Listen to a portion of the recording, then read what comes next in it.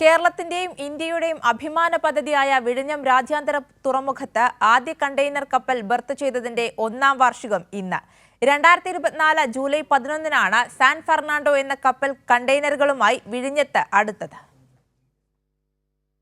ലോകത്തെ തന്നെ വിസ്മയിപ്പിക്കുന്ന കുതിപ്പാണ് ഇക്കാലയളവിൽ വിഴിഞ്ഞം നടത്തിയത്. കഴിഞ്ഞ ഒരു വർഷത്തിനിടെ 392 കപ്പലുകൾ വിഴിഞ്ഞത്തെത്തി. ലോകത്തിലെ ഏറ്റവും വലിയ കണ്ടെയ്നർ കപ്പൽ എന്ന് വിശേഷിക്കപ്പെടുന്ന MSC ഐറീന ഉൾപ്പെടെ 23 അൾട്രാ ലാർജ് കണ്ടെയ്നർ കപ്പലുകളും ഇക്കൂട്ടത്തിലുണ്ട്. ഐറീന ഉൾപ്പെടെ പല കപ്പലുകളും ഇന്ത്യയിൽ ആദ്യമായാണ് ബർത്ത് ചെയ്തത്.